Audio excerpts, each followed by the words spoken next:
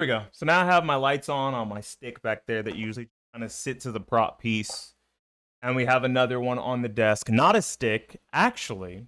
And it's the first one I've owned because normally I've borrowed leverless, hitbox, all button, button box, whatever you want to call them. I personally like to call them ABCs, all button controllers. Because why the fuck would I name a device after something it doesn't have? That's like calling me vaginaless. That's fucking stupid. Or like calling girls dickless. Like, oh, look, oh, that's a dickless over there. It's kind of bad, though. Sounds pretty stupid. Anyways, this is the Victrix Pro KO. I'm not sure exactly what it is. No, not me. I am vaginaless. I am not dickless. I'm a guy. I can't prove it on stream. TOS. But like if you need a DM, like let me know, bro. I got you. You know, but homie wants to see it. Homie wants to see it. Like that's fine. This is the Victrix Pro KO. It is an all-button controller made by Victrix, the same people that make the Victrix Pro FS, the fight stick, which of course I have. Over here, I'm not flexing. I'm not more poor than you. I'm not more. I'm not like rich. I don't have more money than you. I just spend money on stupid shit. A lot, and I'm broke for it. This is a modular designable all button controller. As you see here, there's 4 extra spots where you can open this bad boy up through these 4 prongs on the back. Get inside of this, and when you do, then you can move buttons around or add more buttons. There's already extra switches right here and extra caps in. Right? They're already in here. There's a puller tool in here as well. It comes with a nice long USB-C to A braided cable and a C2C adapter, so that if you replace this cable, you use the adapter first because some cables won't fit in this slot. It's like a locking slot where you have to, undo it, boom, and now it'll come out. And it's very specific what sizes will fit in here. So if you have one that's too small, it will maybe wiggle. If you have one that's too big, maybe it won't fit. This thing has RGB LEDs, as you guys can see. It's got tons of colors and shit. I'm only gonna fuck with green. I like buy green beat. I love green. Mine's big too. Mine's too big, never fits. Yeah, that's how it is sometimes. So it's full addressable RGB. There's software suite that lets you make your own color palette, and there's also different SOCD modes. This retails for like $250, which is the cheapest, I think, leverless controller or all button controller for Xbox and PlayStation. Because I believe the other Victrix and the Kitsune are more than that. The Kitsune, I believe, is $300, and the Victrix is $400. Right? And not only are those more expensive or the same price, maybe the Kitsune is $250 now, they don't have the modularity of being able to adjust your hand placement. I think this is really good because if I'm honest, I might shift this over. I might move these. I might have my 3 buttons here, no button here, and then my jump button here. I move those around. I think these are all 24s except for the jump, which is awkward. Because that would mean that if you put in any of the bottom ones, these are all bigger. Right? They're usually for macro functions like left stick button, right stick button for things like parry and drive impact in Street Fighter 6, or for assigning heat to it or rage art to it in something like Tekken. But you can assign up to 4 extra buttons or move your layout around. Me personally, I'm just probably going to be moving the layout around and turn the lights off so it's easier to see. It's a nice, very thin designed, a nice angular slope. I've been playing on it for about 2 hours. My hands, maybe an hour and a half. My hands have felt pretty good. I was just messing around trying to get Street Fighter combos down because I don't play on all button controllers. I'm a stick guy, always have been.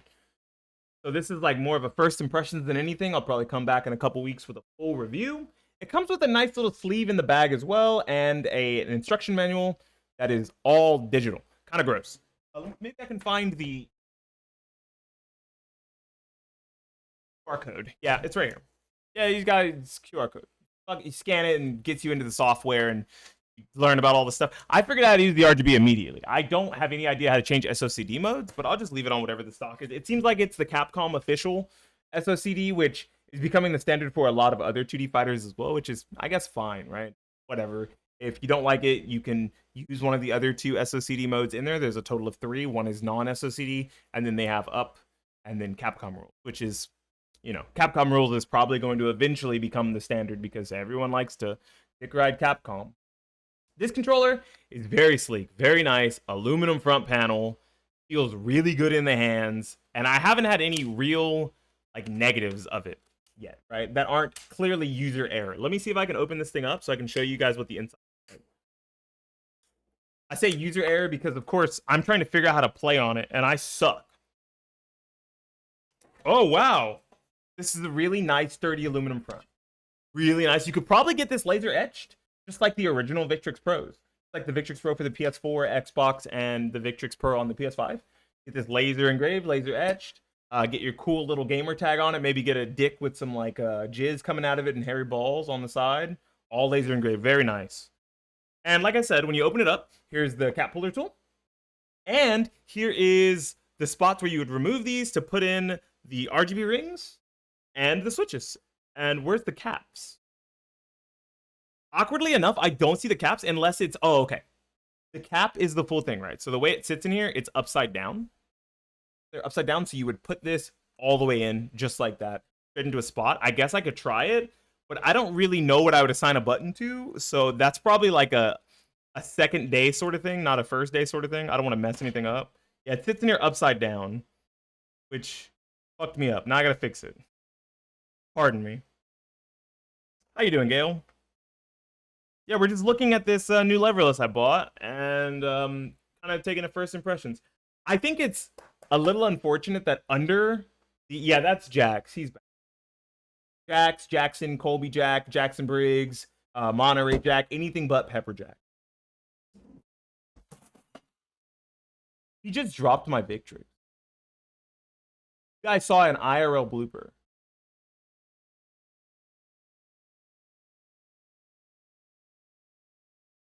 It's made of metal. If anything, the floor is more destroyed than my stick is. It's totally fine.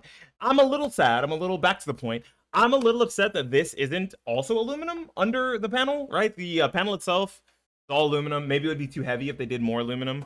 But this back, full coated. You got the anti-slip, the non-slip padding on the bottom. And you're going to pull your trousers off before you pull this off your lap. This accidentally slides off your lap, which is pretty cool. And it's got a nice, slim profile.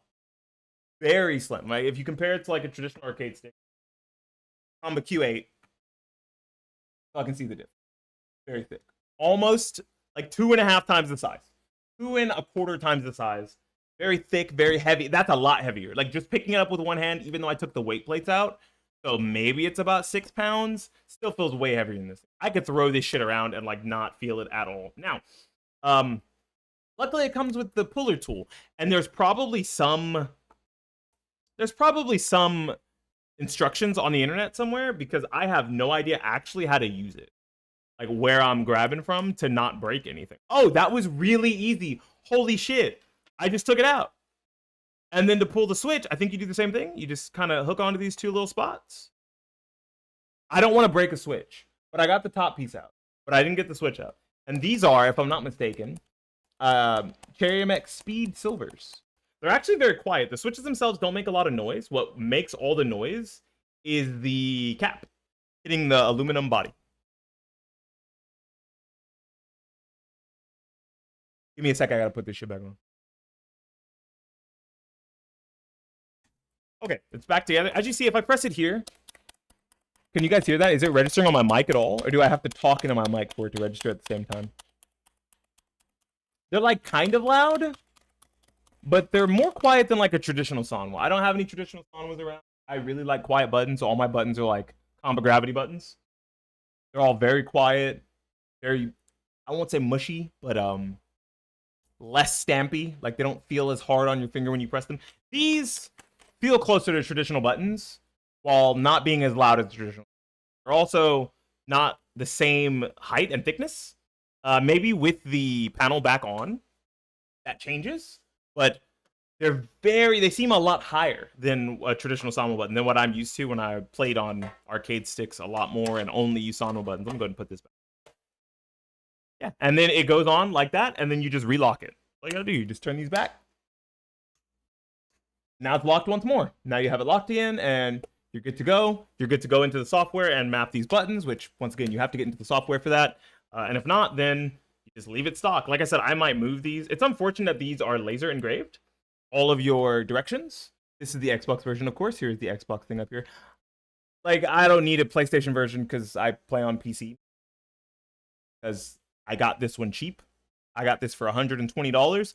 Of course, I was going to get the Xbox version over the PlayStation version because I'd have had to buy a PlayStation version for full price. This I got on a good deal. I can't say open box. It was new in box, but like not from the manufacturer. It doesn't matter. Anyways, I have it now and I can try it out some. I like the body. I like the buttons for the most part. I like the fact that it's modular for the price of $250. That seems really good in comparison to the other leverless or all button controllers that are not. I say both so that everyone understands what I'm talking about. And if you do want something with this many buttons, or you want something that's modular, I think generally you just get a bunch of buttons. You'd have to get like a Hot 42, and the Hot 42s are not natively compatible with a console, with either PS5 or Xbox. Native compatible with PC, but not the consoles.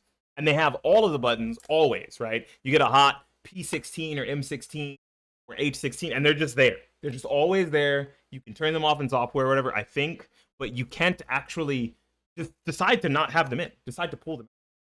I think that's neat. One issue I could see arising is that they don't give you any caps. They don't give you any extra spaces, like any extra of these to put over buttons you want to remove, right? So say I want to move my buttons here.